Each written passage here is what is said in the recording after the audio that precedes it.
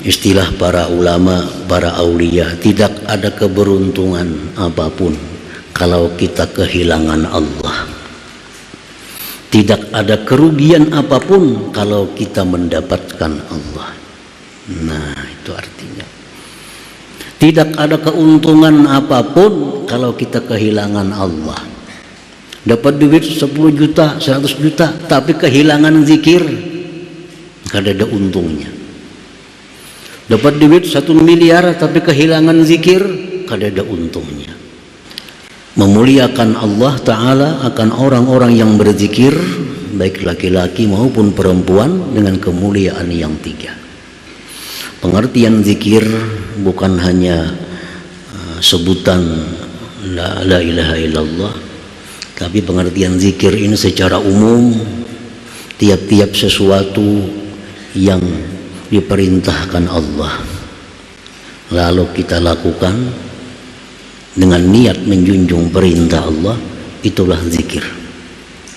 Baik itu ucapan lisan atau pandangan mata atau pendengaran telinga atau melangkahnya kaki kita, setiap kita melakukan sesuatu yang diperintah Allah dengan niat menjunjung perintah Allah, itulah zikir.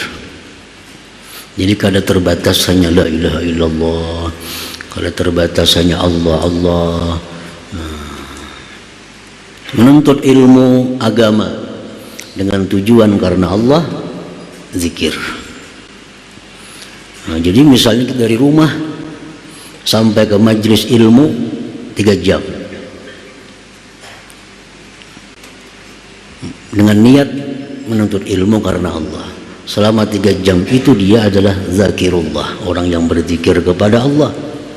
Walaupun dalam mobil dia tertidur, nah, walaupun mulutnya tidak berzikir, tetapi gerak tubuhnya seluruhnya itu berzikir, karena tujuannya menuntut ilmu, menjunjung perintah Allah Subhanahu wa ta'ala. Itu zakirullah. Seorang istri yang melayani suaminya dengan niat menjunjung perintah Allah, zakirah, perempuan yang berzikir. Mengolahkan banyu lakinya, mengautakan nasi, menapasakan baju, itu menjunjung perintah si laki ini. Karena disuruh Allah, maka itu sekian jam dia beraktivitas, berarti zakirah, perempuan itu berzikir kepada Allah. Asa ada niatnya, asa ada niat, karena sesuatu itu tergantung kepada niatnya.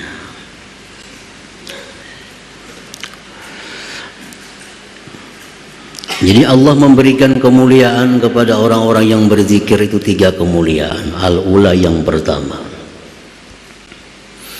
ja'alahumullahu ta'ala mahallan li dzikrih wa ahala qulubahum tatawajjaha ilaih summa azaqahum lazzata dzikrih wa aina dzalik laula fadluhu wa karamuhu ta'ala wa a'zim biha min karamah. Yang pertama, Allah menjadikan mereka itu orang yang berzikir tempat untuk zikir.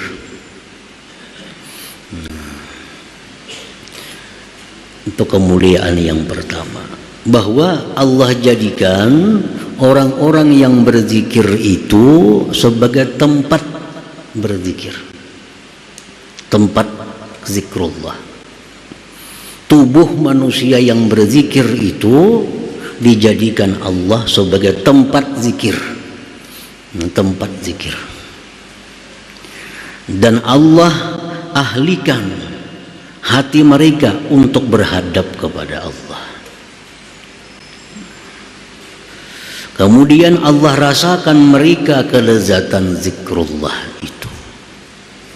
Dari mana yang demikian itu jikalau tidak ada anugerah dan kemurahan Allah Subhanahu wa ta'ala.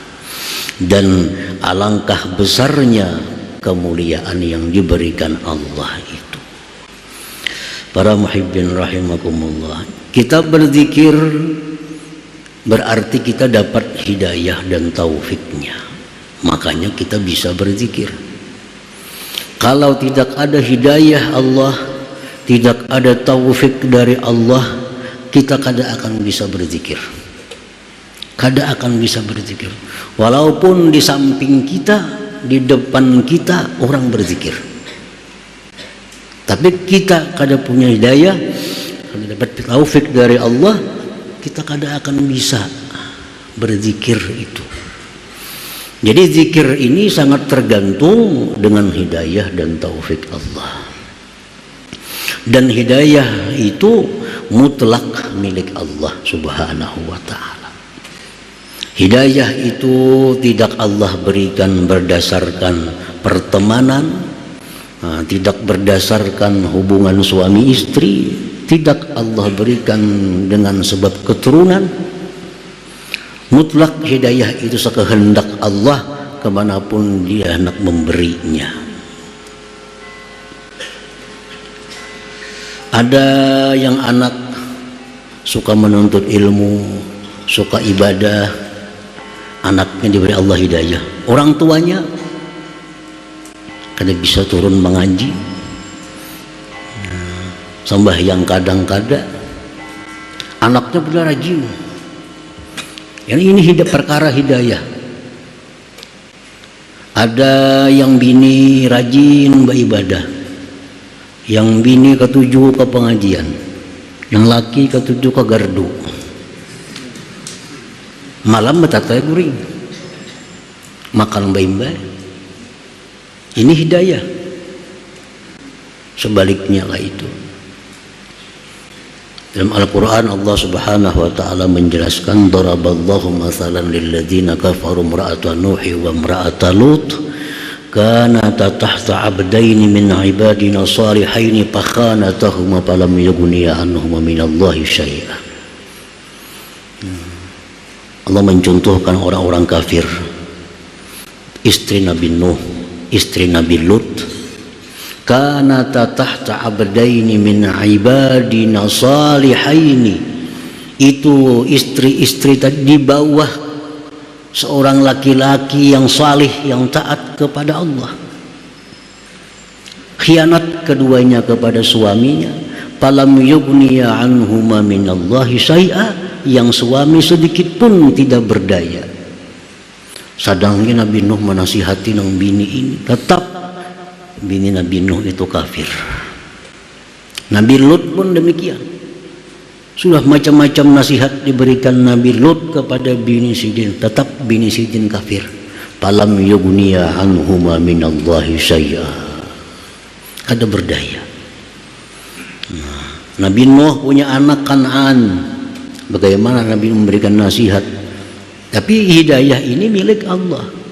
Jadi kalau orang itu bisa berzikir, ini orang yang dikasihi oleh Allah, orang yang dicintai oleh Allah. Andai kata Allah kada sayang dengan orang ini, Allah kada beri hidayah dia untuk bisa berzikir kepadanya itu. Para muhibbin rahimakumullah. Perkara harta, perkara kedudukan, innallaha yu'ti man ahab wa man la yuhib. Harta, kedudukan itu Allah berikan kepada orang yang dia cinta dan orang yang tidak dia cinta. Jadi kalau kita dapat harta, kada seberuntung dapat hidayah. Kenapa sebabnya? Karena harta ini Allah berikan cuma-cuma. Orang kafir dapat, orang fasik dapat, orang zalim dapat, orang taat dapat, orang ahli ibadat dapat. Tapi kalau hidayah, la yuhibbu la yu'tiha illa man ahab. Allah tidak memberikan hidayah itu kecuali kepada orang yang dia cintai. Jadi mestinya kita lebih merasa beruntung dapat hidayah daripada mendapat sesuatu duniawi ini. Nah, mestinya demikian. Lebih merasa beruntung kita bisa berzikir daripada kita dapat duit. Kenapa sebabnya? Kan dapat duit itu siapa aja bisa dapat. Pembunuh bisa dapat duit, penzina dapat duit, pemabuk dapat. Tapi kalau berzikir, orang-orangnya yang diberi Allah Ta'ala. Nah, kalau kita sudah punya prinsip yang demikian, bahwa aku lebih gembira mendapat hidayah berzikir daripada aku mendapat duniawi, kalau demikian itu prinsip dalam hati kita, itu ada kemungkinan kita akhir kalam la ilaha illallah. Selama kita masih mengagungkan dunia, kita masih merasa beruntung dapat duit 1 juta daripada berzikir, orang ini berat akhir kalamnya zikrullah. Akhir kalamnya akan selalu duniawi, karena semasa hidupnya orang ini merasa keberuntungannya itu mendapat duniawi. Nah, kita dapat duit 1 juta, 10 juta, asa untung, ketimbang rasa untung kita berzikir. Nah, kalau ini dalam hati kita sampai mati, ini membahayakan iman kita. Mestinya kita lebih untung berzikir, lebih untung dapat hidayah zikir daripada dapat duit itu. Nah, ini yang bisa diharapkan akhir kalam husnul khatimah itu. Orang yang memang sejak mulanya sudah merasa beruntung dengan hidayah Allah Subhanahu wa ta'ala. Nah, jadi karamat yang pertama itu diberikan Allah kepada orang berzikir, bahwa tubuhnya itu dijadikan tempat zikir oleh Allah. Hatinya dirasakan lezatnya zikir. Di mana yang demikian itu bisa jikalau tidak ada anugerah Allah. Dan alangkah besarnya ini kemuliaan yang diberikan Allah Subhanahu wa ta'ala.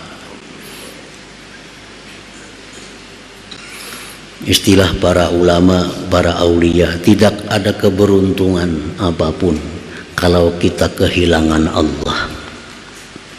Tidak ada kerugian apapun kalau kita mendapatkan Allah.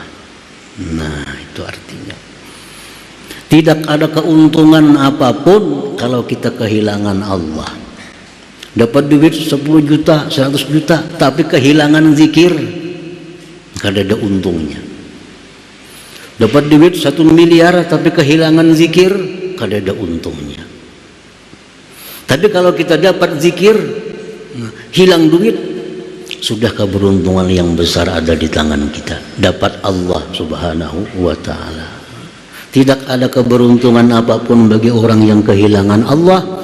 Tidak ada kerugian apapun bagi orang yang mendapatkan Allah Subhanahu wa ta'ala.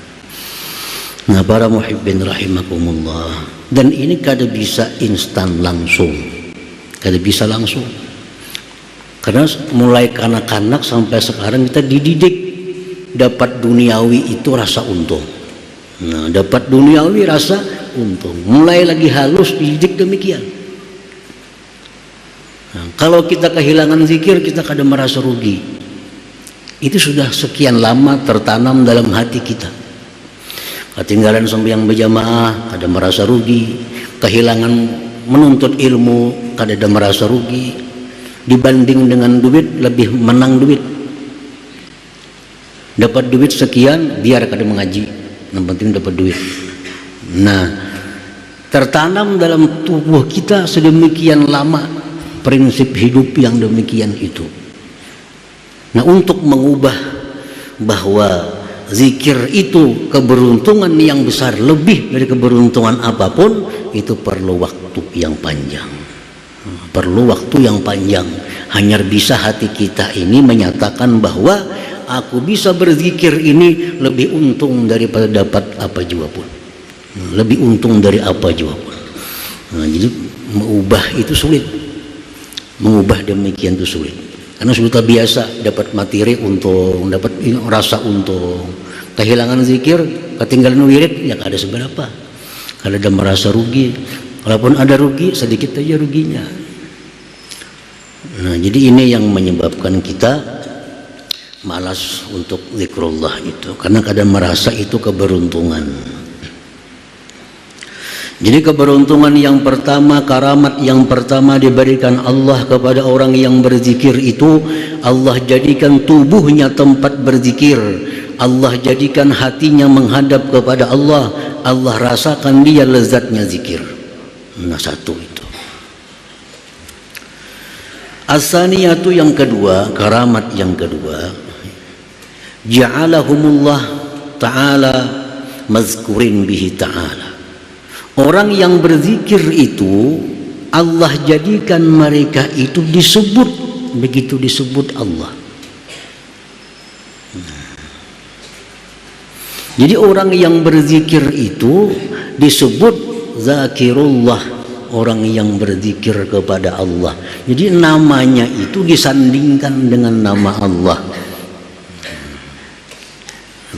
Macam Rasul, Rasulullah. Rasul ini biasa aja, utusan artinya, bisa utusan raja, bisa utusan siapa. Begitu disandingkan dengan Allah, Rasulullah menjadi manusia paling agung, menjadi paling agung. Makanya Rasul titik umum, utusan siapakah? Tapi karena disandarkan dengan Allah, lalu menjadi luar biasa. Nah, orang yang berzikir disandarkan kepada Allah, zakirullah. Zakir, orang yang mengingat, itu umum. Ingat apakah? Ada harganya. Ingat itu, ingat ini. Begitu disandingkan dengan Allah, zakirullah, orang yang mengingat Allah, menjadi satu kemuliaan bagi orang tersebut karena namanya disandingkan dengan Allah, zakirullah.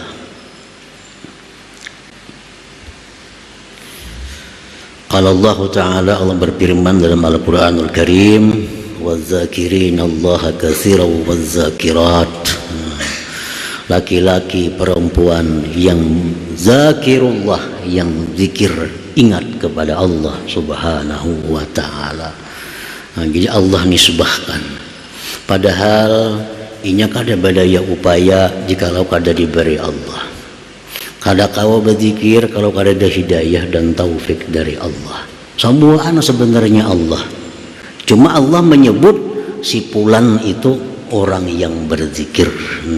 Si fulan itu orang yang berzikir, padahal semuaan dari Allah, semuaan tenaga upayanya dari Allah, hidayahnya dari Allah, taufiknya dari Allah, sehingga bisa mengucap la ilaha illallah, semuaan dari Allah. Tapi Allah menyebut si fulan berzikir kepada Allah. Nah, itu kemuliaan yang diberikan Allah kepada orang yang berzikir itu.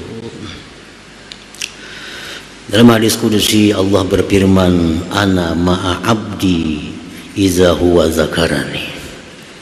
Ujar Tuhan, aku bersama hambaku apabila dia berzikir kepadaku.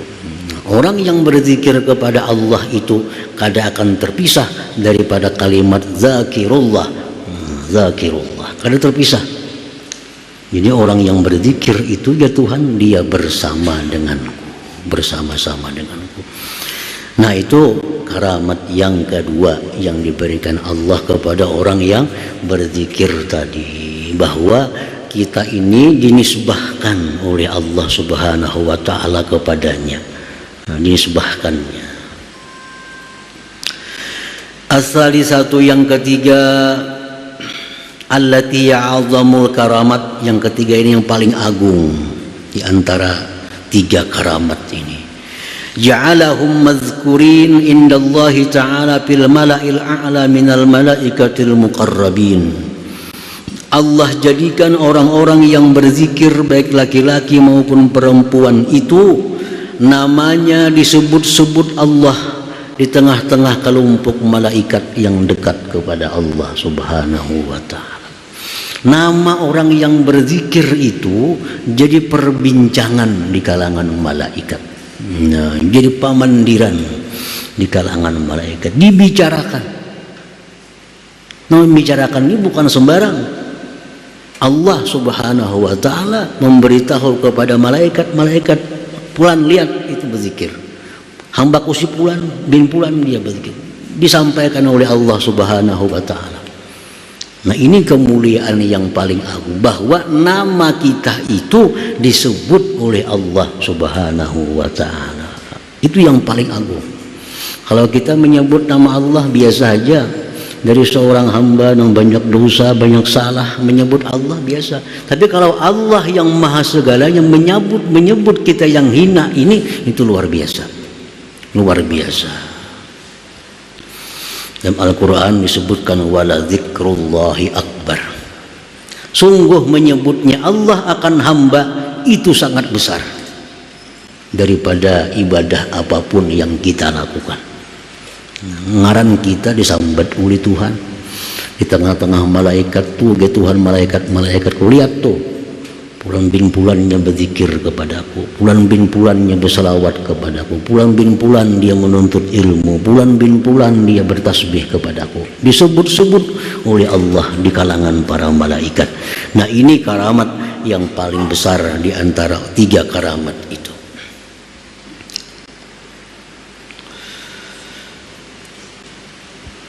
Qala Rasulullah sallallahu alaihi wasallam, yaqulullahu ta'ala, fa idza zakarani bi nafsihi zakartuhu bi nafsi,